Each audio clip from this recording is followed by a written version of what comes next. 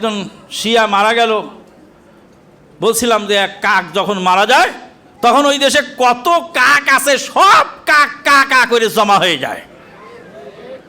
তো এক শিয়া ধ্বংস হয়েছে, মরেছে, মরার সঙ্গে সঙ্গে এদেশের শিয়া প্রেমীদের এমন ভাবে কাকা শুরু হয়েছে, ভাবখানা দেখে মনে হচ্ছে ওরা আপন বাপ বা আপন চাচা বা আপন খালু মারা গেছে।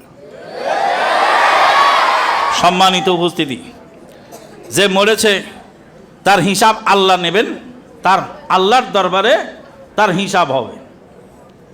কিন্তু আমার করণীয়টা কি?